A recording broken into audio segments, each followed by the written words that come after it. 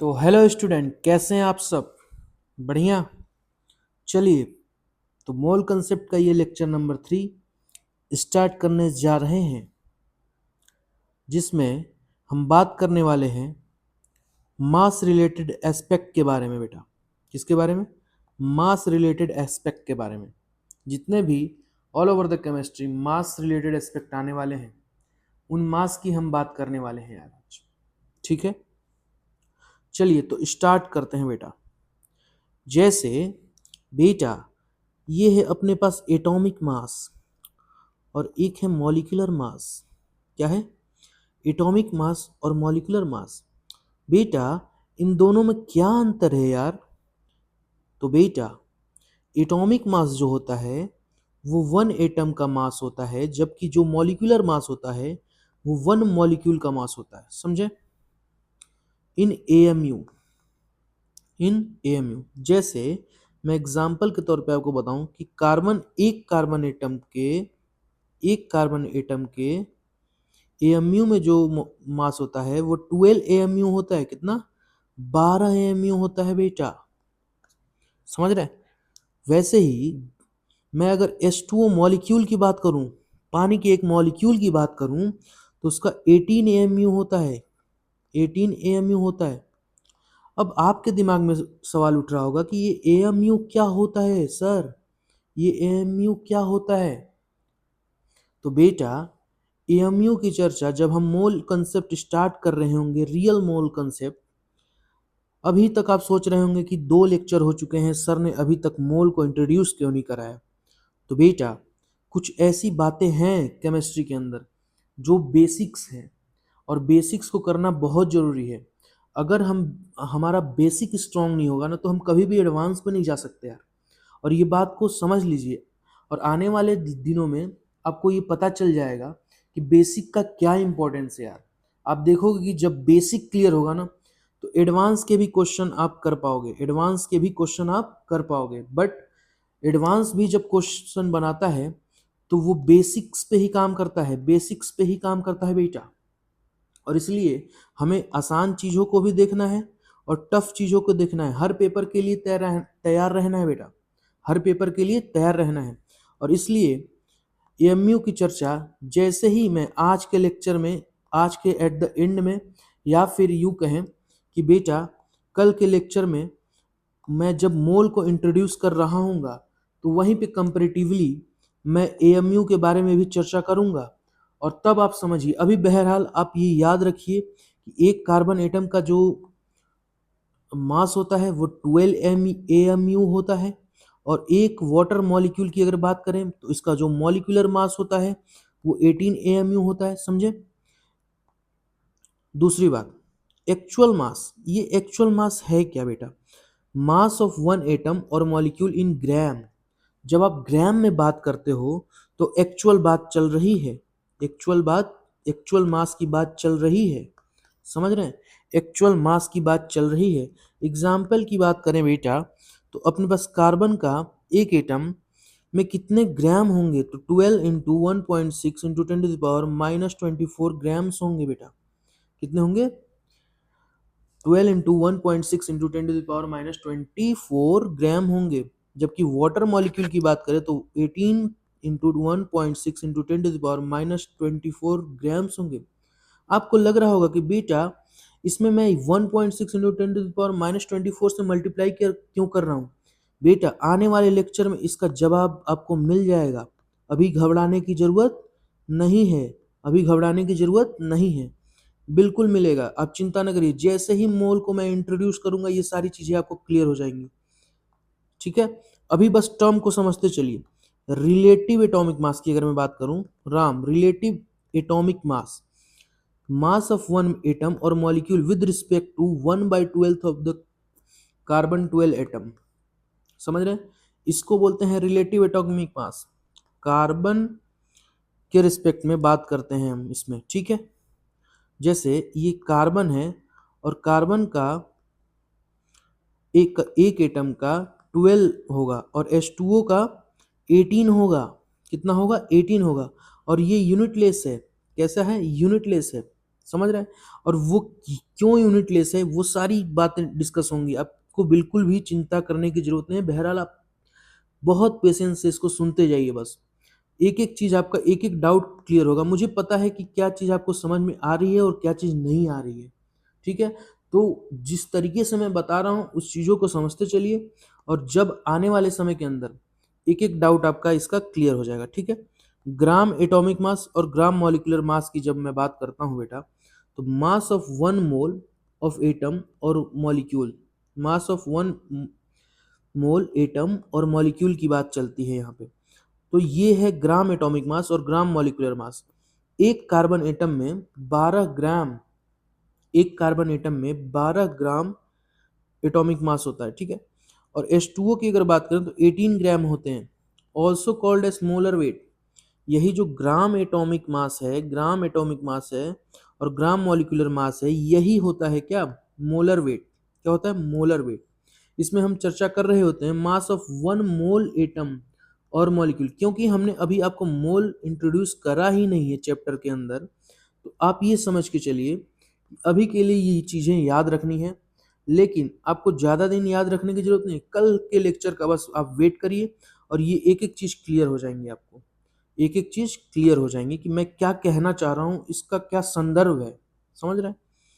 चलिए, जैसे कि मैंने बात करी है डेंसिटी की, डेंसिटी लेक्चर नंबर 1 में आप जब खोल के देखोगे तो बड़ी ही डिटेल में मैंने चर्चा करी है, और डेंसिटी को बहुत अच्छे ब्यूटीफुल तरीके से समझा रखा है यार। समझ रहे हैं?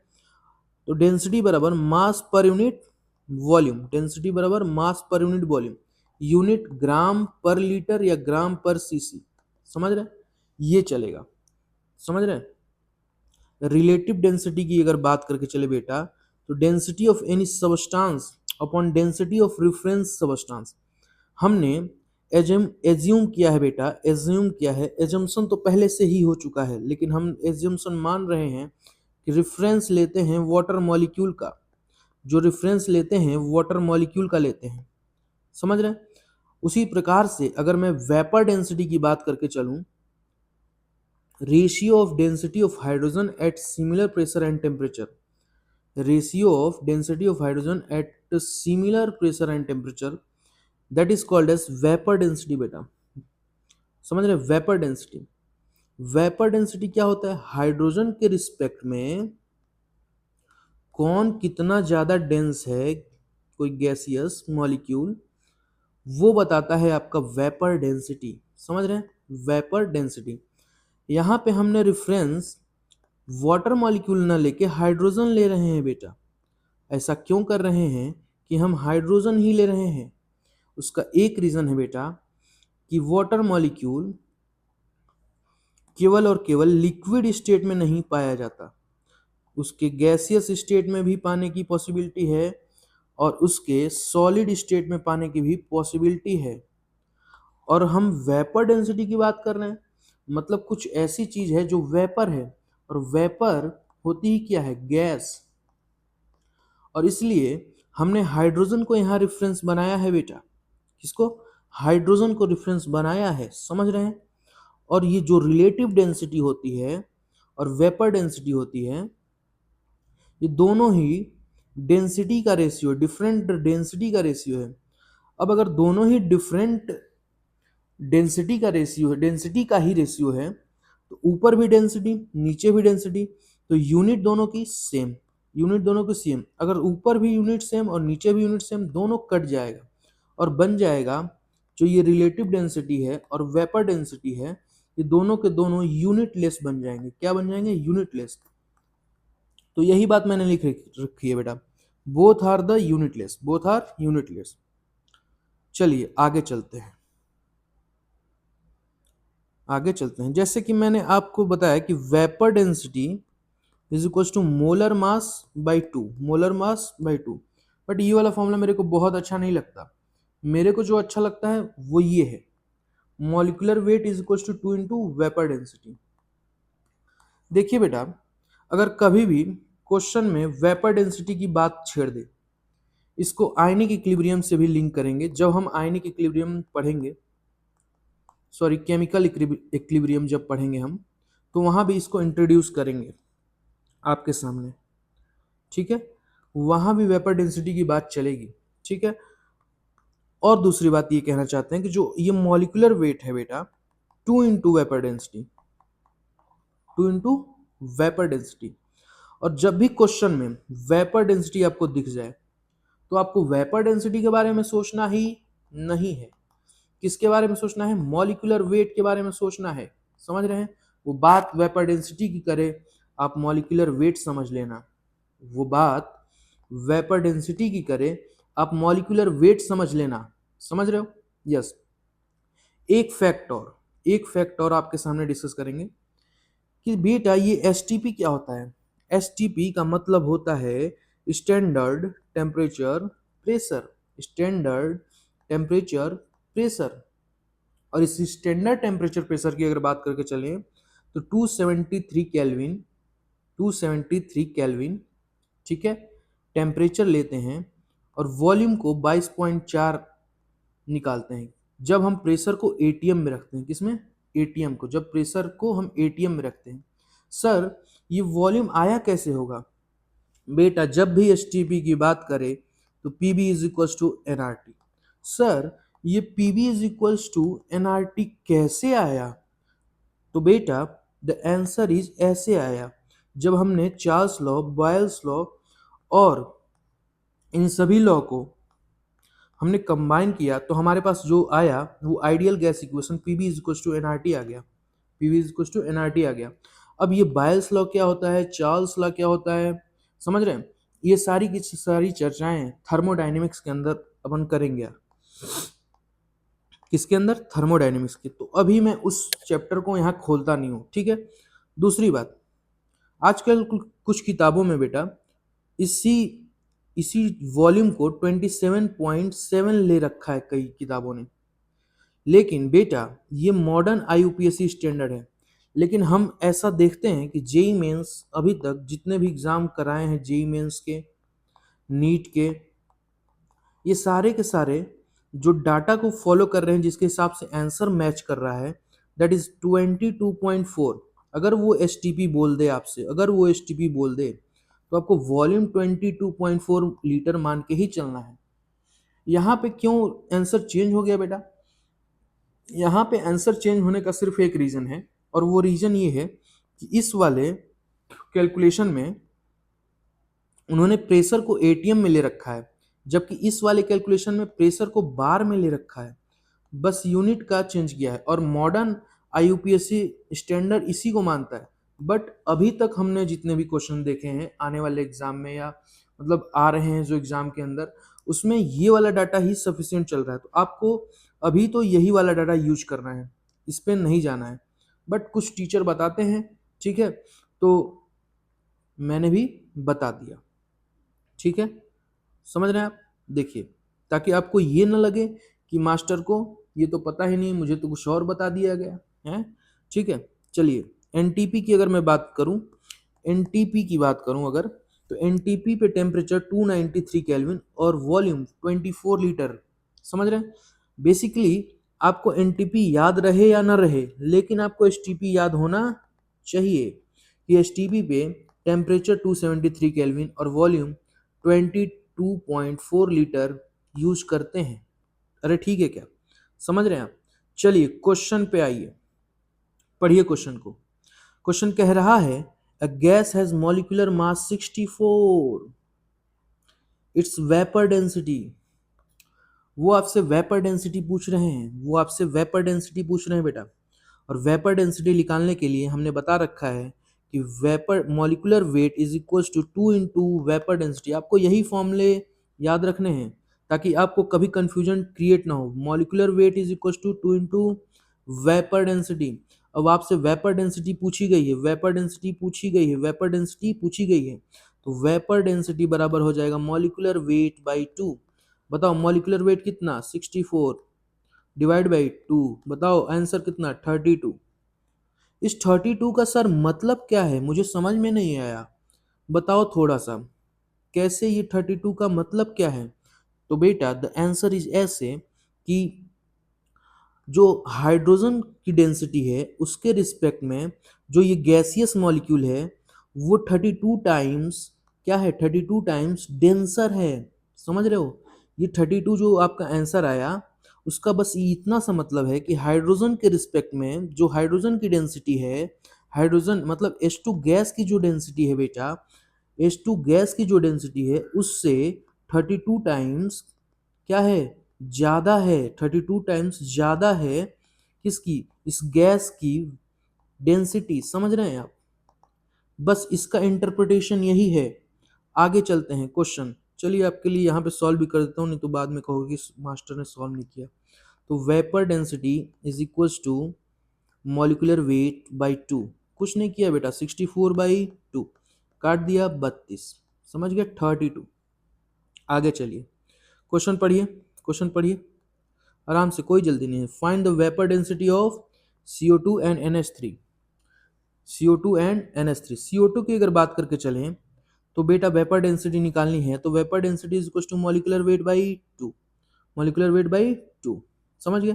CO2 की बात कर लेते हैं पहले, ठीक है, CO2 की पहले बात कर लेते हैं। तो बेटा अपने पास है CO2, ठीक है, CO2 की अगर मॉलिक्यूलर वेट की मैं बात करके चलूं बेटा, मॉलिक्यूलर वेट कितना होता है CO2 का, बोलिए, मॉलिक्यूलर वेट CO2 का कितना हो जाएगा, ये कार्बन का 12, ऑक्सीजन 2 है, 16 इंटू 2 कितना 32, 32 और 12 बोलिए 32 और 12 कितना 44, यानी कि बेटा 44 डिवाइड बाई 2 यानी कि 22।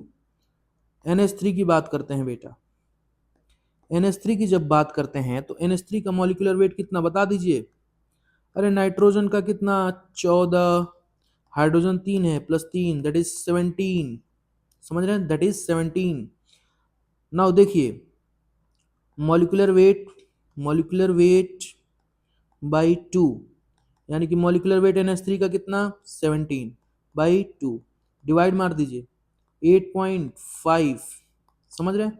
हाइड्रोजन के रिस्पेक्ट में जो अमोनिया गैस है, हाइड्रोजन गैस के रिस्पेक्ट में जो अमोनिया गैस है 8.5 टाइम डेंसर है बेटा, बस यही इंटरप्रिटेशन कह रहा है। आगे चलिए, आगे चलिए बेटा, आगे चलते रहिए, क्वेश्चन पढ़िए। Gas having vapour density is 14 times, then calculate the vapor density, a gas having vapor density is 14, then calculate the molecular weight।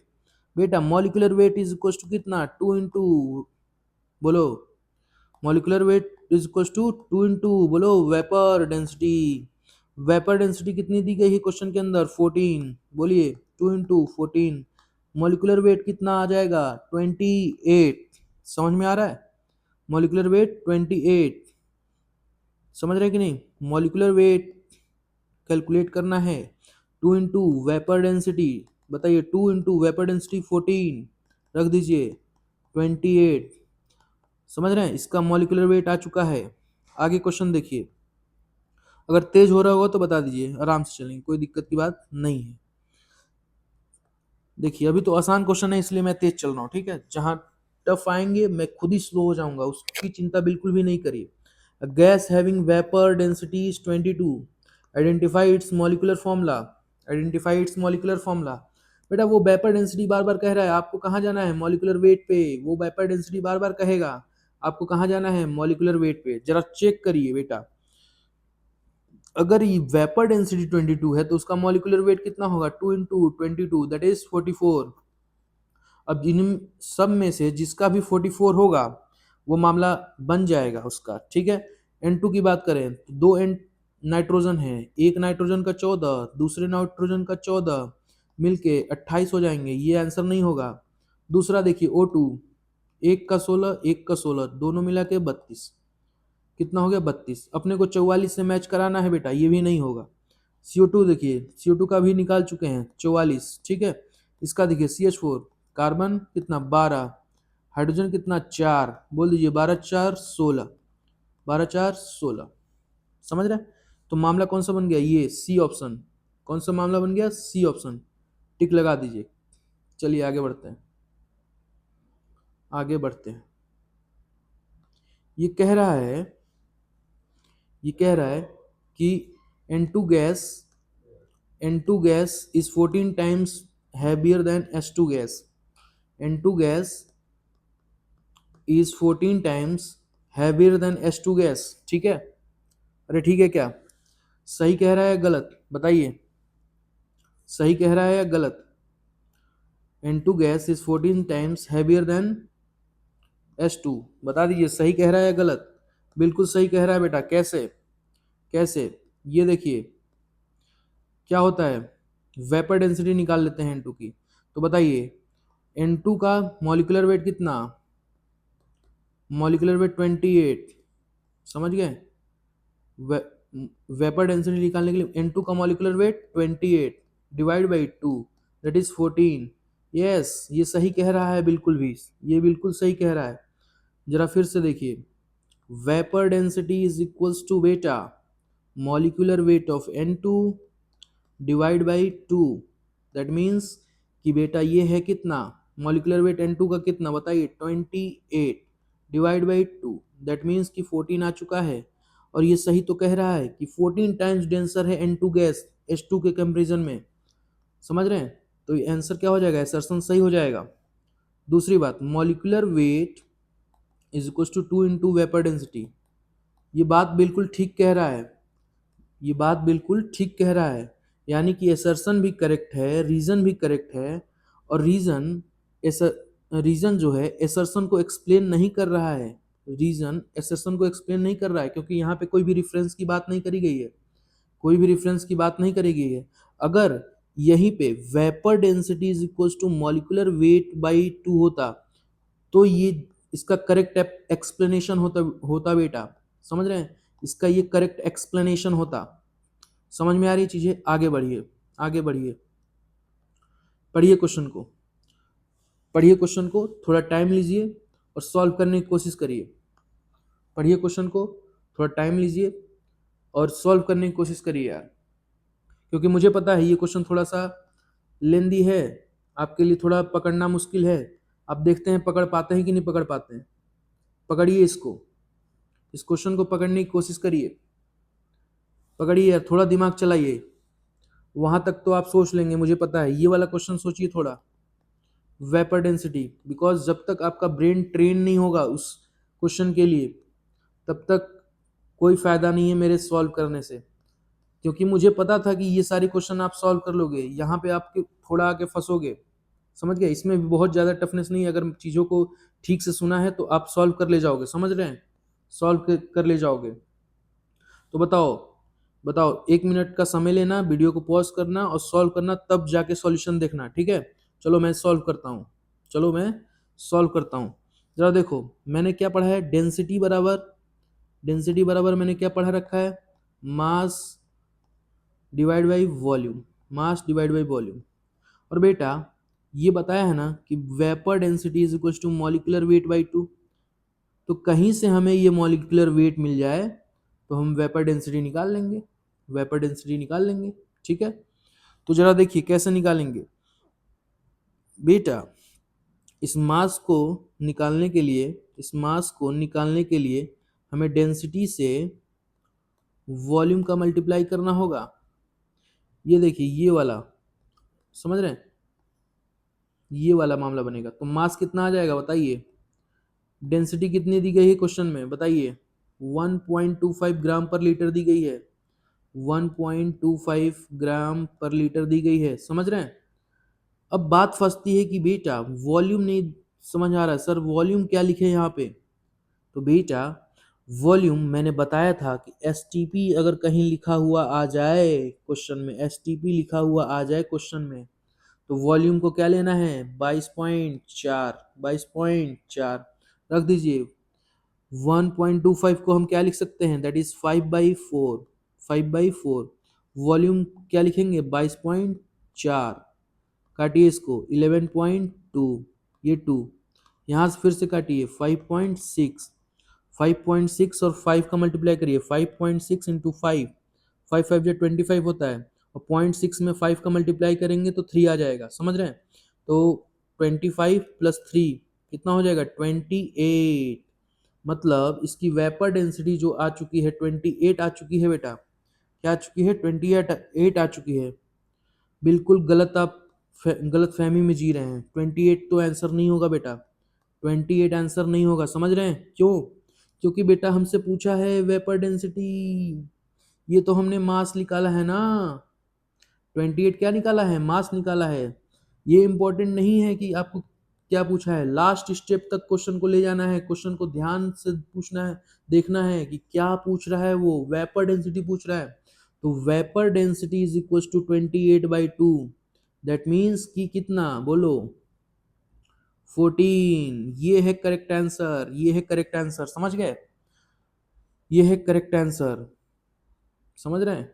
आगे चलते हैं, अगला क्वेश्चन पढ़िए। ये क्वेश्चन मैंने खुद ही फ्रेम किया है और इसको आराम से देखिए। कोई जल्दीबाजी नहीं करना है, कोई जल्दीबाजी नहीं करना है यार, कोई जल्दीबाजी नहीं करना है। ठीक है, इसको बहुत आराम से पढ़िए क्वेश्चन को। पहले डरना नहीं है बिल्कुल भी, बहुत आसान क्वेश्चन है। बस चीज़ों को मैंने बता रखा है, जो उस चीज़ों को ध्यान देना है। प्रीवियस लेक्चर में जो भी मैंने चीज़ें बताई हैं उसको ध्यान में रखना है और कंसेप्ट को अप्लाई करना है आराम से। ठीक है, कोई दिक्कत वाली बात नहीं है, आंसर तक आप पहुंच जाओगे। एक बार ट्राई करो, वीडियो को पॉज करो 1 मिनट और इसको सॉल्व करने की कोशिश करो। वीडियो को पॉज करो और इसको सॉल्व करने की कोशिश करो।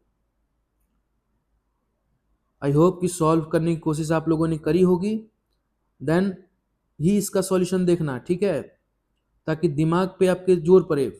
ठीक है, ये देखिए, ये देखिए, A gas has approx vapor density equals to that of O2। ये कह रहा है एक गैस है जिसकी, a gas has approx vapor density equals to that of O2। Which of the following is not possible gaseous product at room temperature। ये कह रहा है not possible gaseous product at room temperature। आइए check करते हैं बेटा। A gas has approx vapor density equal to that of O2, यानी कि O2 के इक्वल वेपर डेंसिटी होती है। तो वेपर डेंसिटी ऑफ O2 कितनी होती है? मॉलिक्यूलर वेट O2 का कितना? 32 डिवाइड बाई 2, यानी कि वेपर डेंसिटी कितनी है? 16। कितनी है? 16। समझ रहे हैं आप? कितनी है? 16। A gas has vapor density equals to O2, और वेपर डेंसिटी क्या होता है? Molecular weight by 2। Molecular weight by 2। Molecular wait 32 divide by 2, यानी कि 16। समझ गए? तो ये वेपर डेंसिटी निकलवा रहा है, लेकिन वेपर डेंसिटी से कोई मतलब ही नहीं बेटा, क्योंकि 32 मॉलिक्यूलर वेट अगर वेरीफाई हो रहा है तो सारी चीज़ें वेरीफाई हो जाएंगी। मैंने कहा था कुछ शुरू में ही कि बेटा वो वेपर डेंसिटी बार बार कहेगा, वो वेपर डेंसिटी बार बार कहेगा, लेकिन आपको ध्यान देना है मॉलिक्यूलर वेट पे बेटा, मॉलिक्यूलर वेट पे। यानी कि जिसका मॉलिक्यूलर वेट इन सभी में से 32 होगा वो अपना आंसर होगा। समझ रहे हैं? ये बस क्वेश्चन को फ्रेम करने का तरीका है। वेपर डेंसिटी फ्रेम किया है, क्वेश्चन में वेपर डेंसिटी फ्रेम करा गया है, लेकिन आपको ध्यान देना है मॉलिक्यूलर वेट पे। किस पे? मॉलिक्यूलर वेट पे, कि मॉलिक्यूलर वेट कितना बन रहा है। O2 का मॉलिक्यूलर वेट 32, यानी कि इसमें से जिसका भी 32 मॉलिक्यूलर वेट आ जाएगा वो उसकी vapour density equals to the O2 हो जाएगी। समझ रहे हैं? आइए चेक करते हैं। सिलिकॉन, अरे कार्बन का कितना होता है मॉलिक्यूलर वेट? 12। कितना? 12। हाइड्रोजन का बोलिए, सॉरी ये सिलिकॉन है ना, सिलिकॉन, सिलिकॉन का 28। सिलिकॉन का कितना? 28, और 28 में +4 करेंगे क्या आ जाएगा? 32। यानी कि ये हो सकता है, ये हो सकता है, समझे? लेकिन क्वेश्चन में ध्यान से देखिए, नॉट पॉसिबल पूछा है तो ये अपना ऑप्शन नहीं होगा। समझ रहे हैं? अगला देखिए, मेथनॉल वेपर, मेथनॉल वेपर की बात कर रहा है। अब मेथनॉल का देखिए, CH3OH मेथनॉल, ये मैंने थोड़ा सा ऑर्गेनिक को लिंक करने की कोशिश की है, और इसमें एक फैक्ट आपको बताना है, एक फैक्ट आपको बताना है, ताकि इस क्वेश्चन के थ्रू ही आपकी ऑर्गेनिक का एक कंसेप्ट क्लियर हो जाए, एक कंसेप्ट क्लियर हो जाए। मेथनॉल वेपर की अगर मैं बात करूं बेटा, मेथनॉल वेपर की अगर बात करूं तो CH3OH, कार्बन का बोल दीजिए 12, हाइड्रोजन 3, प्लस ऑक्सीजन 16, प्लस एक और ये 4, तो 12 और 4 16, 16 और 16 कितना हो गया? 32, 32। मतलब ये भी हो सकता है, ये भी हो सकता है। और N2H4 की अगर मैं बात करूं, N2H4 की अगर बात करूं, N2H4 की बात करूं अगर N2H4 इसका चेक करिए, तो ये N2 का 28 और हाइड्रोजन 4 है, तो ये भी 32 आ रहा है। हाइड्राजीन, यही तो है हाइड्राजीन वेपर, हाइड्राजीन वेपर यही तो है बेटा, हाइड्राजीन वेपर यही तो है। तो यानी कि सारे हो जाएंगे, लेकिन ऑप्शन में कोई नहीं दिया है बेटा। ऐसा बिल्कुल भी नहीं है, ऐसा बिल्कुल भी नहीं है। उसने बहुत चालाकी से यहाँ पे रूम टेम्परेचर लिख दिया है, इसने बहुत चालाकी से रूम टेम्परेचर लिख दिया है। और बेटा रूम टेम्परेचर पे जो मेथनॉल होता है वो लिक्विड होता है बेटा। कैसा होता है? लिक्विड होता है। N2H4 हाइड्रोजन ये भी लिक्विड होता है, समझ रहे हैं? और ये भी लिक्विड होता है। तो लिक्विड में वेपर डेंसिटी कहाँ से आ जाएगी? समझ रहे हैं? समझ रहे हैं कि नहीं? रूम टेम्परेचर लिखने से सारा खेल बदल गया। तो नॉट पॉसिबल पूछा गया आपसे, नॉट पॉसिबल, तो बी सी डी ये नॉट पॉसिबल होंगे। लेकिन सिलिकॉन का जो हाइड्राइड होगा इसको सिलेन बोलते हैं। क्या बोलते हैं? सिलेन। क्या बोलते हैं? सिलेन। समझ रहे हैं? तो ये वाला तो ऑप्शन हो सकता था, लेकिन इस ऐसा कोई ऑप्शन मैच नहीं कर रहा है। ये नॉट पॉसिबल, नॉट पॉसिबल पूछा हुआ है आपसे, तो बी सी डी तो फॉलो नहीं कर रहे हैं। क्यों नहीं फॉलो कर रहे हैं उसका मतलब बताया ना मैंने, क्यों नहीं कर रहे हैं फॉलो? क्योंकि ये रूम टेम्परेचर पे ये सारे के सारे क्या है? लिक्विड है बेटा। उसने रूम टेम्परेचर, मैंने आपको प्रीवियस लेक्चर में बताया था, रूम टेम्परेचर का मतलब 25 डिग्री सेल्सियस, 25 डिग्री सेल्सियस। यानी कि बेटा ये भी नहीं, ये भी नहीं, ये भी नहीं, तो आंसर कौन सा? सी। चलिए, मजा आया क्वेश्चन देख के? मजा आया? चलिए आगे बढ़ते हैं, आगे बढ़ते हैं, आगे बढ़ते हैं। अब हम कुछ चर्चा करने वाले हैं फंडामेंटल पार्टिकल्स की। किसकी? फंडामेंटल पार्टिकल्स की। कौन है ये फंडामेंटल पार्टिकल? बेटा इलेक्ट्रॉन, प्रोटॉन और न्यूट्रॉन, यही तो है फंडामेंटल पार्टिकल। समझ रहे हैं आप? इलेक्ट्रॉन, प्रोटॉन, न्यूट्रॉन, यही तो है फंडामेंटल पार्टिकल। समझ रहे हैं आप? समझ रहे हैं कि नहीं समझ रहे हैं? तो इन्हीं इलेक्ट्रॉन, प्रोटॉन और न्यूट्रॉन से मिलके क्या बनेगा? एटम। क्या बनेगा? एटम। और एटम से क्या बनेगा? मॉलिक्यूल। और मॉलिक्यूल से क्या बनेगा? मोल। समझ रहे हैं? जो इलेक्ट्रॉन, प्रोटॉन और न्यूट्रॉन से मिलके क्या बनेगा? अपना एटम बनेगा। समझ रहे हैं? एटम बन जाएगा। मॉलिक्यूल की अगर मैं बात करके चलूं बेटा, तो दो, एक या एक से ज़्यादा मॉलिक्यूल, सॉरी, एक या एक से ज़्यादा एटम अगर आपस में कंबाइन करते हैं तो मॉलिक्यूल बनता है। मैंने प्रीवियस लेक्चर में बताया है, बट फिर से सुन लीजिए। एक या एक से ज़्यादा एटम जब आपस में कंबाइन होते हैं तो मॉलिक्यूल का फॉर्मेशन करते हैं। किसका फॉर्मेशन करते हैं? मॉलिक्यूल का फॉर्मेशन करते हैं। समझ रहे हैं चीज़ों को कि नहीं? और जब बहुत सारे मॉलिक्यूल आपस में जुड़ते हैं तो वो मोल का फॉर्मेशन करते हैं। और बहुत सारे का मतलब क्या? बहुत सारे का जवाब मिलेगा आपको मोल। जब कल हम स्टार्ट कर रहे होंगे तो ये बहुत कितना होता है उसका जवाब मिल जाएगा आपको। तो अभी के लिए आप ये समझिए कि मॉलिक्यूल से क्या बनेगा? मोल। मोल का इंट्रोडक्शन तो हो चुका है आपके सामने दो दो बार, लेकिन अभी तक मैंने इसको खोला नहीं है, अभी तक इसको मैंने खोला नहीं है। और जिस दिन खोलूंगा, जिस दिन क्या, कल खोलना ही खोलना है इसको, मोल को, ठीक है? और मोल जब खुलेगा तो इसके एक एक धागे खुलेंगे कि मोल क्या है, मोल क्या कहना चाहता है, चीज़ें कैसे बनती हैं, मोल, मोल का कैसे कन्वर्जन करते हैं एक दूसरे में। क्योंकि इस चैप्टर का राजा ही मोल है। इस चैप्टर का राजा कौन है? मोल ही है। लेकिन हम वहाँ तक इसलिए अभी नहीं पहुँच रहे हैं क्योंकि ऑल ओवर द केमिस्ट्री आपको पढ़नी है, तो आपको इन सभी बातों का नॉलेज होना बहुत ज़रूरी है। ये हायरार्की है, समझ रहे हैं? इन सभी बातों का, बेसिक्स का स्ट्रांग होना बहुत ज़्यादा ज़रूरी है। बेसिक्स पे अभी फोकस करते हैं बिल्कुल अच्छे से, और एक एक चीज़, ताकि आपको आने वाले केमिस्ट्री के लेक्चर में कभी भी कोई बेसिक्स का कोई भी दिक्कत ना फंसे। ठीक है? अब देखिए कुछ important information about electron, proton, neutron, यानी कि फंडामेंटल पार्टिकल के बारे में कुछ बेसिक इंफॉर्मेशन जो हमें पता होनी चाहिए। जैसे कि ये इवन फिजिक्स में भी यूज होता रहता है ये सारी चीज़ें। तो आप चीज़ों को ध्यान से देखिए, ठीक है? चीज़ों को ध्यान से देखिए। देखिए यहाँ पे लिखा हुआ है मास। किसकी बात हुई है? मास की बात हुई है। और मास की अगर बात करके चले बेटा, तो 9.1 इंटू 10⁻³ kg किसकी? इलेक्ट्रॉन की। प्रोटॉन की इसी तरह अगर मास की बात करूं मैं, तो 1.67 इंटू 10⁻27 इन kg। kg के अंदर इसमें -31 है, इसमें -27 है प्रोटॉन के अंदर। जबकि न्यूट्रॉन की मास की बात करें तो 1.67 इंटू 10⁻⁻27 में, यानी कि इन दोनों का मास, प्रोटॉन और न्यूट्रॉन का मास सेम है, प्रोटॉन और न्यूट्रॉन का मास सेम है। जबकि आप इसमें देखिए, ये ग्राम में जब आप देखेंगे तो यही मास 9.1 इंटू 10⁻28 हो जाता है। कितना हो जाता है? 28 हो जाता है। जबकि प्रोटॉन के लिए हम देखेंगे ग्राम में तो 1.67 इंटू 10⁻24 ग्राम हो जाता है। इन सारी चीज़ों को एक जगह अपने नोट्स में इसी तरह एज इट इज़ लिख लेंगे कि कभी भी आपके सामने कोई दिक्कत आए इस मास रिलेटेड टर्म में तो आप पन्ने पलटें और चीज़ें आपको क्लियर हो जाएं। समझ रहे हैं? न्यूट्रॉन की बात करें तो 1.67 इंटू 10⁻24 ग्राम, मतलब जितना प्रोटॉन का मास है ग्राम में, उतना ही न्यूट्रॉन का मास है ग्राम में। समझ रहे हैं? ये दोनों बराबर ही है मामला। समझ रहे हैं कि नहीं?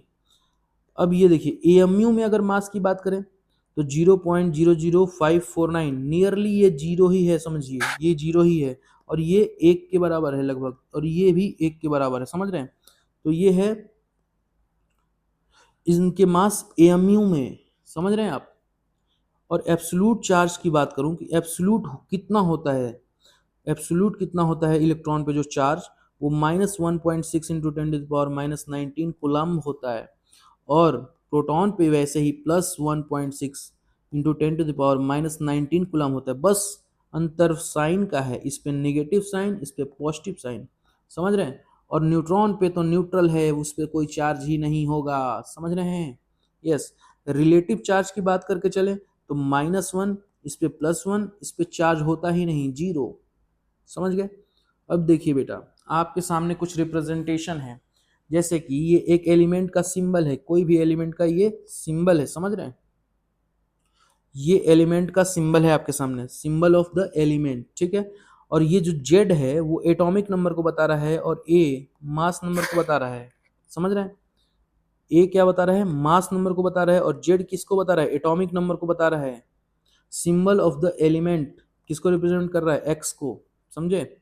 आगे चलिए, टर्म एसोसिएटेड विद एलिमेंट जो आपको क्लियर होना ही चाहिए। एटॉमिक नंबर को हम जेड से रिप्रेजेंट करते हैं, एटॉमिक नंबर को हम जेड से रिप्रेजेंट करते हैं। किससे रिप्रेजेंट करते हैं? जेड से रिप्रेजेंट करते हैं। और यही जेड बराबर होता है नंबर ऑफ प्रोटॉन। यानी कि अगर आपको एटॉमिक नंबर पता है, अगर आपको किसी एलिमेंट का एटॉमिक नंबर पता है तो उसके अंदर कितना प्रोटॉन है ये भी पता है। समझ रहे हैं? इसलिए अगर एटॉमिक नंबर पता है तो नंबर ऑफ प्रोटॉन भी पता है। क्यों? क्योंकि atomic number is equal to number of protons. Electrons की अगर बात करें तो जेड, जितना उसका एटॉमिक नंबर है उसमें से जितना उसका चार्ज है वो बताएगा क्या? इलेक्ट्रॉन। समझ रहे हैं? Charge, electron. मास नंबर की बात करें कि मास नंबर क्या होता है, तो mass number total number of proton plus neutron की वैल्यू होती है। यानी कि number of proton plus number of proton को अगर आपस में जोड़ दिया जाए तो आपके सामने मास नंबर निकल के चला आएगा। लेकिन क्वेश्चन जो फ्रेम होता है लगभग लगभग देखेंगे आप, वो इस फॉर्मूले से सॉल्व होता है। दैट मीन्स कि नंबर ऑफ न्यूट्रॉन अगर आपसे कभी पूछ लिया जाए तो ए माइनस जेड, ए माइनस जेड। ए क्या है? मास नंबर है। जेड क्या है? एटॉमिक नंबर है। ए क्या है? मास नंबर है, और जेड क्या है? एटॉमिक नंबर है। समझ रहे हैं चीज़ों को? जैसे आपके सामने मैंने सोडियम लिया बेटा, आपके सामने सोडियम लिया, सोडियम का एटॉमिक नंबर 11, मास नंबर 23। बोलिए, मास नंबर 23। आपसे पूछा गया, आपसे पूछा गया कि बता दो इलेक्ट्रॉन कितने हैं, प्रोटॉन कितने हैं। तो बेटा प्रोटॉन तो जितने एटॉमिक नंबर उतने ही प्रोटॉन, और इलेक्ट्रॉन की बात करें तो जितना जेड होगा -c। अरे ये न्यूट्रल मॉलिक्यूल है, न्यूट्रल मेटल है। समझ रहे हैं? न्यूट्रल मेटल है सोडियम मेटल। समझ रहे हैं? न्यूट्रल है तो कोई भी C- उसमें से होगा नहीं, कोई भी चार्ज माइनस होगा नहीं। यानी कि इलेक्ट्रॉन की संख्या भी 11 हो चुकी है। सर न्यूट्रॉन की वैल्यू कैसे निकाले? तो द आंसर इज जैसे ए माइनस जेड, ए माइनस जेड। ए की वैल्यू बताइए कितनी? 23। और जेड की वैल्यू बोल दीजिए 11। जब माइनस करेंगे 12 आ जाएगा आंसर। समझ रहे हैं? 12 आ जाएगा आंसर। चलिए आगे चलते हैं, आगे चलते हैं। जरा इस क्वेश्चन को बहुत ध्यान से समझिएगा, इस क्वेश्चन को बहुत ध्यान से समझिएगा कि ये क्वेश्चन क्या कहना चाह रहा है। ये क्वेश्चन क्या कहना चाह रहा है, समझ रहे हैं आप? पढ़िए क्वेश्चन को एक बार, पढ़िए आराम से, कोई दिक्कत नहीं है, बहुत जल्दी नहीं है मेरे को। जहाँ चीज़ें थोड़ी सी लगेंगी मेरे को वहाँ मैं खुद ही स्लो हो जाता हूँ, ठीक है? कोई दिक्कत की बात नहीं, पढ़िए एक बार, माइंड में पढ़िए चीज़ों को। देखिए, आई होप कि आपने पढ़ा होगा। An element with mass number 81 contain 31.7% more neutron as compare to proton. ये कह रहा है कि एक एलिमेंट है जिसका मास नंबर कितना है, मतलब ए की वैल्यू तो 18 है, 81 है, कितनी है? 81 है, और वो कंटेन करता है 31.7% ज़्यादा neutron as compare to proton. समझ रहे हैं आप? तो इस क्वेश्चन को कैसे सॉल्व करेंगे बेटा? तो इस क्वेश्चन को देखेंगे आप जब, कि अगर हम मान लें कि इसमें नंबर ऑफ प्रोटॉन जो है आपके, बहुत आराम से देखते चलिए, नंबर ऑफ प्रोटॉन जो है आपके, अगर मैं x मान लूं, नंबर ऑफ प्रोटॉन अगर मैं x मान लूं, ठीक है, नंबर ऑफ प्रोटॉन अगर मैं x मान लूं, तो नंबर ऑफ न्यूट्रॉन की वैल्यू कितनी होगी बता दीजिए? नंबर ऑफ न्यूट्रॉन की वैल्यू कितनी होगी क्वेश्चन के लैंग्वेज के हिसाब से? क्योंकि नंबर ऑफ न्यूट्रॉन क्या होता है बताइए? नंबर ऑफ न्यूट्रॉन की वैल्यू कितनी है इस क्वेश्चन के अकॉर्डिंग? नंबर ऑफ न्यूट्रॉन की वैल्यू कितनी हो जाएगी? तो ये कह रहा है कि contain 31.7% more neutron as compare to proton. तो हम मान लेते हैं कि प्रोटॉन इसमें x है, ठीक है, और प्लस इसमें 31.7% मोर न्यूट्रॉन है, तो इसमें टोटल न्यूट्रॉन कितने हो जाएंगे? टोटल न्यूट्रॉन कितने हो जाएंगे? 31.7x divide by 100। ये हो गया नंबर ऑफ न्यूट्रॉन आपके सामने। क्या हो गया? नंबर ऑफ न्यूट्रॉन आपके सामने हो चुका है ये, ठीक है, नंबर ऑफ न्यूट्रॉन आपके सामने आ चुका है। ठीक, आगे देखिए, तो नंबर ऑफ न्यूट्रॉन अगर आपके पास आ चुका है, तो हम क्या पढ़े थे? Mass number. Mass number is equals to number of proton plus number of neutron. बोलो सही है? बताओ, यही तो पढ़ा था हमने, बोलो। Number of proton plus number of neutron, यही तो पढ़ा था हमने। तो अगर हम मास नंबर को यहाँ 81 रख दें, रख दिया, ये दिया हुआ है, is equals to number of proton. तो नंबर ऑफ प्रोटॉन तो हमने मान ही रखा है कि बेटा x है। कितना है? x है। कितना है? x है।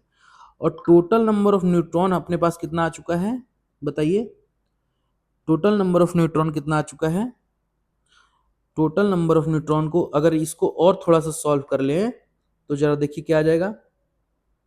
इसको जब इधर एलसीएम लेंगे तो नीचे 100 और ये ऊपर 100x प्लस 31.7x, यानी कि 131.7x बाई 100 आ चुका है। लिख दीजिए 131.7x डिवाइड बाई 100। फिर से एलसीएम लीजिए, 100 मल्टीप्लाई करिए 100 इंटू एक्स, प्लस इसका इसमें मल्टीप्लाई किया हमने, प्लस ये ऑलरेडी 131.7x है, तो ओवरऑल जो वैल्यू बन रही है 200, एक सेकेंड, ओवरऑल जो वैल्यू बन रही है बेटा 231.7x डिवाइड बाई 100। अब x की वैल्यू निकालिए, x की वैल्यू निकाल लीजिए यहाँ से। और x क्या है बेटा? प्रोटॉन है। एक बार प्रोटॉन निकलेगा उसके बाद कहानी देखा जाएगा क्या होगा, ठीक है। अब देखिए, जैसे ही आपने 100 का क्रॉस मल्टीप्लिकेशन किया तो ये 8100 आ चुका है। आ चुका है या नहीं आ चुका है? बोलिए। और इधर अपने पास बचा है 231.7x, और ये x बराबर 8100 डिवाइड बाई 231.7 आ जाएगा। तो x बराबर अपने पास आ जाएगा ओवरऑल, इसको जब कट करेंगे आप तो आपके पास वैल्यू x की जो आ जाएगी वो कितनी आ जाएगी बोलिए? 35 आ जाएगी, लगभग लगभग 35 आ जाएगी। समझ रहे हैं? नियरली 35 आ जाएगी, समझ रहे हैं। तो जब आपके पास प्रोटॉन की वैल्यू 35 पता चल गया, तो यानी कि ऑप्शन देखिए, अब इसमें 40 दिया हुआ है, इसमें 37 दिया हुआ है, इसमें 81 दिया हुआ है। ऐसे ही कहानी खत्म है इनकी, तो ऐसे ही कहानी खत्म है। और एक तरीका मैंने और बताया था आपको कि कभी भी, ये आया हुआ सवाल है, ये सवाल आई थिंक ये जिम्पमर एक एग्जाम होता था पहले, वहां का ये सवाल है। जिम्पमर एक एग्जाम होता था, उसमें का ये सवाल है, ठीक है। तो आप देखेंगे कि कहीं भी अगर नीट रिलेटेड सेटिंग होती है या एनटीए पेपर बनाता है, तो उसमें एक कॉमन चीज आप नोट करेंगे, और वो ये है कि ऑप्शन देखिए, ये तो अलग ही दिख रहा है पूरा, ये तो अलग ही दिख रहा है पूरा, ठीक है। तो ये सबसे ज्यादा हाईएस्ट है 81, सबसे ज्यादा हाईएस्ट है, नहीं होगा। सबसे लोएस्ट कौन है, ये है। सबसे लोएस्ट कौन है, ये भी नहीं होगा। अब इन दोनों में खेल है, इन दोनों में खेल है, समझ रहे हैं। ऑप्शन या तो इसमें से ही होगा या तो इसमें होगा, समझ रहे हैं। तो हमने अभी सॉल्व किया तो ये वाला ऐसे भी कट चुका है, तो आंसर ये वाला हो जाएगा, समझ रहे हैं। आंसर कौन सा हो जाएगा, ए वाला हो जाएगा। चीजें समझ में आई, चीजें समझ में आई आपको, चीजें समझ में आई। एक सेकेंड, हैंग कर रहा है ये यार, एक सेकेंड रुकिए। ठीक है, चलिए अब कुछ और बेसिक बातों पे चर्चा को बढ़ाते हैं। आई होप कि क्वेश्चन अच्छा लगा होगा आपको, और एक बार आप फिर से इस क्वेश्चन को सॉल्व करेंगे। अगर चीज़ें नहीं समझ में आई हैं तो वीडियो को फिर से देखने का प्रयास करेंगे। और चीज़ों को छोड़ना नहीं है, कोई चीज़ थोड़ी बहुत टफ होती है तो उतना सोचा नहीं जाता, थोड़ा सा उसको सीखा जाता है, समझे। चलिए आगे चलिए। आइसो आइसोटोप्स, ये क्या है isotopes, same atomic number but different mass number.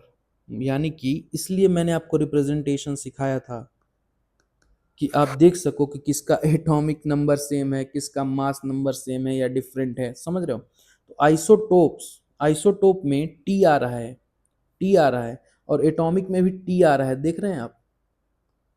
तो यानी कि एटॉमिक नंबर सेम है, ये याद रखने का तरीका है, कोई कंसेप्ट नहीं है, ये याद रखने का तरीका है, ठीक है। आइसोटोप्स में एटॉमिक नंबर सेम है, मास नंबर डिफरेंट है, समझ रहे हैं। तो देखिए इन सब का एटॉमिक नंबर सेम देखने को मिलेगा आपको, कार्बन का, लेकिन मास नंबर इसका 12 है, 13 है, इसका 14 है। तो ऐसे जो एग्जाम्पल्स होते हैं वो आइसोटोप्स के होते हैं, आइसोटोप्स के होते हैं। आगे चले, देखिए आइसोबार्स, ये अपने आप में खुद एक क्वेश्चन है बेटा, ये अपने आप में खुद एक क्वेश्चन है, समझ रहे हैं। चीज़ों को बेसिक से चलना है, बिल्कुल घबराना नहीं है, बिल्कुल भी घबराना नहीं है। बहुत, अगर आपके बेसिक्स क्लियर है ना यार, तो मैं बार बार कह रहा हूँ बेसिक पे फोकस करने के लिए क्यों कह रहा हूँ, मुझे पता है कि आप बिना बेसिक्स के अच्छे सवालों पे जा ही नहीं सकते। इसलिए मैं कह रहा हूँ कि बेसिक्स पे एक बार पढ़ लीजिए, अच्छे से चीज़ों को समझ लीजिए। बहुत ज़्यादा टफ नहीं होता है कोई भी चीज़, समझ रहे हैं, बहुत ज़्यादा टफ नहीं होता है कोई भी चीज़, ठीक है। Isobars, isobars, isobars. अब आइसोभार बोलिए इसको, आइसोभार। जैसे ही आइसोभार बोलेंगे ना, तो आपको मास की फीलिंग आएगी, और जब मास की फीलिंग आएगी तो सेम मास नंबर, क्या, same mass number but different atomic number. ठीक आइसोटोप का उल्टा है, वो कह सकता है, समझ रहे हैं ना, वो लैंग्वेज में कुछ भी खेल सकता है, समझ रहे हैं चीजों को। Same mass number but different atomic number. Isotope और आइसोबार एक दूसरे के ठीक अपोजिट हैं। इसमें मास नंबर सेम है, इसमें एटॉमिक नंबर सेम है, समझ रहे हैं। डिफरेंट इसमें क्या है, एटॉमिक नंबर है, और इसमें डिफरेंट क्या है, डिफरेंट मास है, समझ रहे हैं। जरा देखिए एग्जांपल, हाइड्रोजन का एटॉमिक नंबर और हीलियम 1 का एटॉमिक नंबर जैसे 1 है और इसमें 3 है, इसका मास नंबर। तो ये एग्जांपल किसके हो गए, आइसोबार्स के, आइसोबार्स के एग्जांपल हो गए। एक होता है आइसोडाइफर, आइसोडाइफर ये क्या चीज है सर। तो देखो बेटा, same difference of number of neutron and proton, neutron minus proton का जो डिफरेंस आता है वो सेम आता है। जरा देखिए, ये है अपने पास बोरॉन, और बोरॉन की बात करें तो बेटा इसमें न्यूट्रॉन्स कितने हैं बताइए, इसमें न्यूट्रॉन्स कितने हैं, इसमें न्यूट्रॉन्स, तो न्यूट्रॉन्स निकालने का तरीका मैंने बताया था ए माइनस जेड, ए माइनस जेड। ए कितना है, ए मास नंबर 11, जेड कितना है 5, माइनस कर दीजिए, 11 में से 5 जाएगा 6 बचेगा, यानी कि नंबर ऑफ न्यूट्रॉन तो आ चुका है। और प्रोटॉन तो देखते ही बता देते हो आप, प्रोटॉन तो देखते ही बता देते हो आप, ठीक है। तो 6 - 5 अगर आप करेंगे तो इसका जो वैल्यू आ रहा है 1 आ रहा है। इस एग्जाम्पल में जरा देखिए, इस एग्जाम्पल में देखिए जरा, ये है बेटा, यहाँ पे थोड़ा मिस प्रिंटिंग है, ठीक है, ये 12 है शायद, ठीक है 12 है, हाँ ठीक है। तो अब जैसे ही न्यूट्रॉन निकालेंगे इस कार्बन के लिए, तो न्यूट्रॉन बराबर आ जाएगा ए माइनस जेड। ए बता दीजिए कितना है 12, जेड कितना है 6, सॉरी ये 13 है यार, सॉरी ये 13 है, ठीक है, कार्बन का 13 वाला आइसोटोप है। तो ये एग्जाम्पल 13 - 6, तो आंसर क्या आ गया 7। नंबर ऑफ न्यूट्रॉन आपके पास आ गए 7, और नंबर ऑफ न्यूट्रॉन एक बार 7 आ गया आपके पास, उसमें से आप प्रोटॉन की संख्या माइनस कर देंगे तो क्या आ जाएगा 1 आ जाएगा, क्या आ जाएगा 1। अब देखिए दोनों में न्यूट्रॉन माइनस प्रोटॉन का जो है सीन वो सेम है, और ऐसे एग्जाम्पल्स को आइसोडाइफर्स के नाम से जाना जाता है, आइसोडाइफर्स के नाम से जाना जाता है। उसके बाद आता है आइसोटोन्स। क्या है आइसोटोन्स, टोन्स, टोन्स में देखिए एन आ रहा है, यानी कि सेम नंबर ऑफ न्यूट्रॉन। ये याद करने का तरीका है, कोई कंसेप्ट नहीं है, ठीक है, याद करने का तरीका है, कोई कंसेप्ट नहीं है। आइसोटोन्स की बात चल रही है, समझ रहे हो, having same number of neutron. जैसे कि बात करके चले बेटा, ये है हाइड्रोजन 1 3, और ये है 2He4, इसको अल्फा पार्टिकल भी बोलते हैं, 2He4 को अल्फा पार्टिकल भी बोलते हैं, एटॉमिक स्ट्रक्चर के अंदर काम आएगा आपके, ठीक है, समझ रहे हैं कि नहीं। तो जिनमें नंबर ऑफ न्यूट्रॉन सेम है, अब जरा इनमें चेक करिए, नंबर ऑफ न्यूट्रॉन निकालने का तरीका ए माइनस जेड, ए कितना 3 माइनस जेड कितना 1, यानी कि 2। इसमें चेक करिए बेटा, 4 - 2 दैट इज 2, दोनों का सेम आ रहा है, न्यूट्रॉन सेम आ रहा है, यानी कि इसको क्या बोलेंगे आइसोटोन्स, आइसोटोन्स बोलेंगे। आइसोस्टर्स क्या होता है बेटा, आइसोस्टर्स, ये बेसिक बातें हैं इसलिए थोड़ी तेज भी चल रही होंगी, ठीक है, तो इसमें घबराने वाली जरूरत नहीं है यार बेटा, ठीक है ना। They are the molecule which have same number of atom and electron, समझ रहे हैं, इनमें एटम भी सेम होगा और इलेक्ट्रॉन भी सेम होगा, समझ रहे हैं। जैसे आप चेक करिए CO2 के अंदर, तो CO2 के अंदर जब आप चेक करेंगे तो इसके अंदर एटम कितने हैं, एक कार्बन और 2 ऑक्सीजन, यानी कि 3 एटम है। इसमें चेक करिए N2O, 2 नाइट्रोजन और 1 ऑक्सीजन, इसमें भी 3 एटम है, और साथ में इलेक्ट्रॉन भी सेम होंगे, इलेक्ट्रॉन भी सेम होंगे। अब सारे का चेक करेंगे आप एक एक करके घर पे आज, ठीक है, एक एक करके, मैं लेक्चर को ज़्यादा लंबा नहीं बनाना चाहता, ठीक है, आप एक एक को चेक करेंगे, अगर नहीं आएगा तो आप डाउट पूछ लेंगे इस नंबर पे 6394687188 पे आप पूछ लेंगे, ठीक है, कोई दिक्कत वाली बात नहीं है यार। चलिए, आइसो इलेक्ट्रॉनिक, ये सबसे ज़्यादा इंपॉर्टेंट है बेटा, आइसो इलेक्ट्रॉनिक, इनऑर्गेनिक के अंदर भी सवाल बनते हैं पीरियोडिक टेबल में। Iso electronic, species having same number of electron, electron same जिसमें हो उसे बोलते हैं आइसो इलेक्ट्रॉनिक, समझ रहे। ये है क्लोरीन और ऑर्गन। क्लोरीन की बात करें तो क्लोरीन का एटॉमिक नंबर कितना बोलो, 17, क्लोरीन का एटॉमिक नंबर 17, और एक इलेक्ट्रॉन माइनस इस पे लगा हुआ है, मतलब एक इलेक्ट्रॉन इसने ले रखा है, एक इलेक्ट्रॉन ले रखा है, यानी कि माइनस यहाँ पे साइन है, तो एक इलेक्ट्रॉन ले रखा है, 17 + 1 18 इलेक्ट्रॉन हो चुके हैं इसके। ऑर्गन में, ऑर्गन कोई भी चार्ज नहीं है, लेकिन फिर भी इसका 18 होता है, क्यों, क्योंकि इसका एटॉमिक नंबर ऑर्गन का कितना होता है 18 होता है, समझ रहे हैं, कोई चार्ज नहीं तो 18 ही इसका अंदर इलेक्ट्रॉन होगा, 18 ही प्रोटॉन होगा, समझ रहे हैं कि नहीं, बोलिए, कहीं कोई दिक्कत है, कोई दिक्कत बताइए, है कोई दिक्कत बताइए। चलिए आइए देखते हैं, बात करते हैं बेटा एवरेज एटॉमिक मास की। एवरेज एटॉमिक मास की क्या कहता है एवरेज एटॉमिक मास? कुछ नहीं है बेटा, बस सम करना है, सम करना है, एवरेज लेना है, मीन लेना है इसका। समझ रहे हैं? अब देखिए नेचर में कुछ ऐसे चीज होते हैं जिसकी एबंडेंस ज्यादा होती है, कुछ की कम होती है, ठीक है। उसी प्रकार से क्या कह रहे हैं जरा समझने की कोशिश करिएगा। The average mass of various element are determined by the multiplying the atomic mass of each isotope by fractional abundance and adding the value thus obtain. समझ रहे हैं? अगर आप उसके एबंडेंस के हिसाब से अगर चीज़ों को ऐड कर देंगे तो आपके पास जो एवरेज एटॉमिक मास है उसकी वैल्यू ऑब्टेन हो जाएगी। समझ रहे हैं? जैसे अगर हम क्लोरीन का एग्जांपल लें तो क्लोरीन का एग्जांपल लें तो इसका 35 यू एएमयू को हम यू से भी लिख सकते हैं बेटा, यू से भी लिख सकते हैं। तो क्लोरीन 35 जो यू है उसकी एबंडेंस 3 टाइम्स है। समझ रहे हैं? और 37 वाली की 1 है, मतलब इसका फ्रैक्शन अगर कोई 4 है तो 3 भाग तो 35 को जाएगा और उसका एक भाग किसको जाएगा? 37 को जाएगा। अगर आपके पास कोई 4 पेन है तो 3 भाग किसको जाएगा? 35 वाले को, और एक भाग किसको जाएगा? 37 वाले को। समझ रहे हैं? चलिए आगे बढ़िए। देखिए average atomic mass of chlorine की अगर बात करें कैसे निकलेगा, तो जितना उसका atomic mass into abundance plus दूसरे वाले का एटॉमिक मास इंटू उसका एबंडेंस डिवाइडेड बाय ओवरऑल जो एबंडेंस है, अगर आप निकालेंगे तो 35.5 यू आ जाता है। समझ रहे हैं? ये है एवरेज। इवन जब हम पीरियोडिक टेबल में देखते हैं तो जितनी भी एटॉमिक मासेस लिखी होती हैं वो एवरेज ही होती हैं। समझ रहे हैं? एवरेज ही लिखी गई हैं। समझ रहे हैं आप? चलिए आगे देखिए,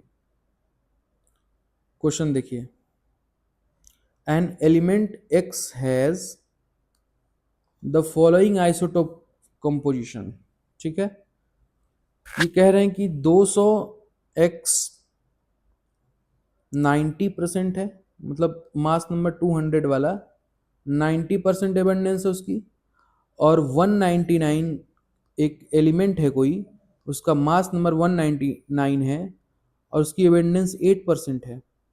जबकि उसी एलिमेंट का दूसरा अगर आइसोटोप्स देखा जाए, इसका देखा जाए तो इसका 202 है और इसका परसेंटेज एबंडेंस कितना है? 2% है। कितना है? 2%। तो ये पूछ रहे हैं कि इसका एवरेज एटॉमिक मास बता दो, एवरेज एटॉमिक मास बता दो। तो आप कैलकुलेशन करेंगे m1x1 plus m2x2 plus m3x3 divided by x1 plus x2 plus x3। अब देखिए आप x निकाल रहे हैं, तो अगर x निकालना चाह रहे हैं आप मास निकाल रहे हैं। क्या निकाल रहे हैं? मास।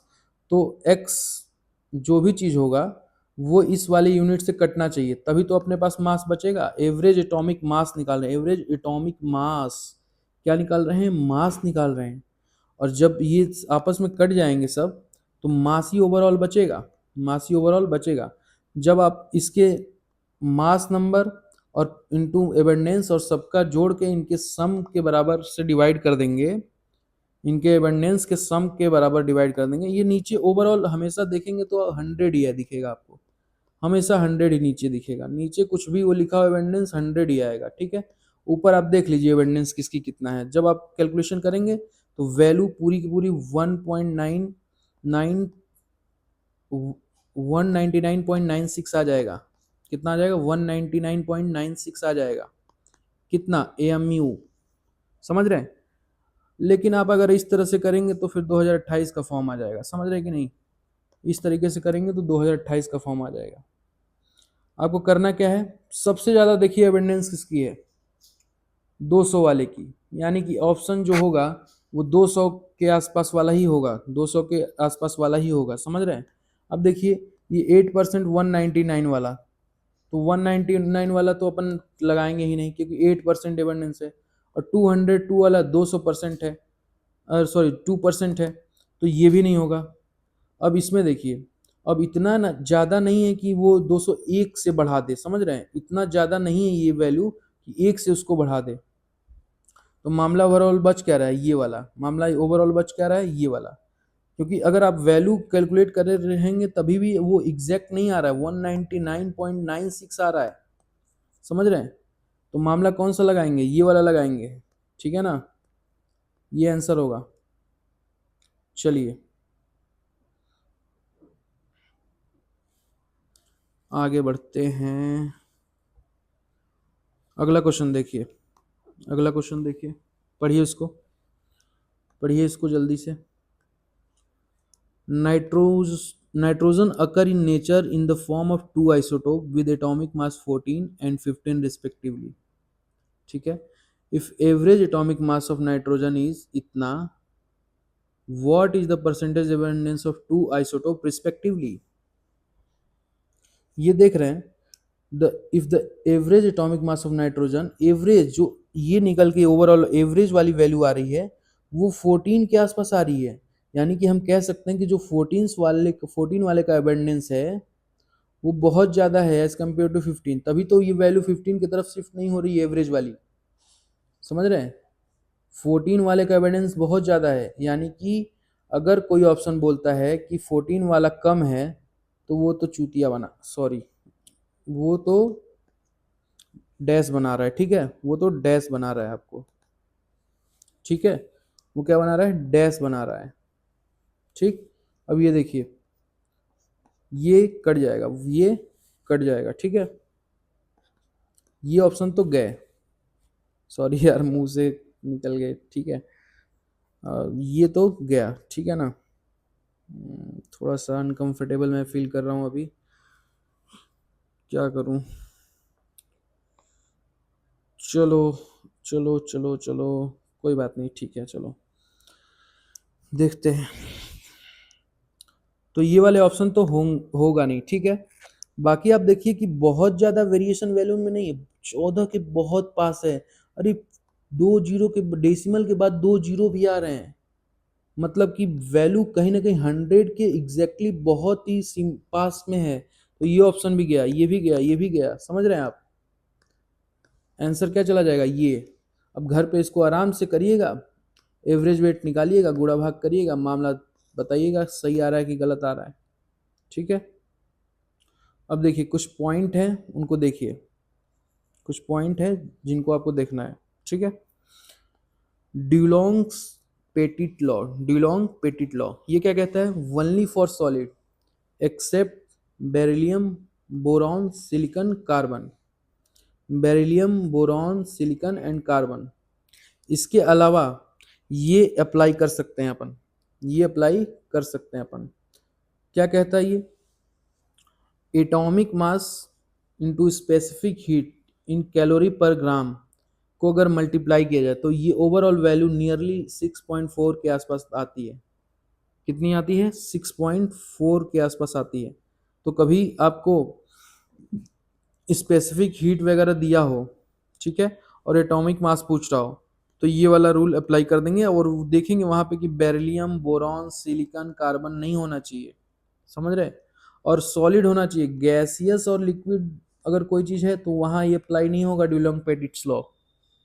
दूसरी बात, Victor Meyer method is use for determination of molecular weight of volatile compound, volatile का मतलब क्या होता है, जो उड़ जाए, जो उड़ जाए, समझ रहे हैं, दैट इज द वोलाटाइल,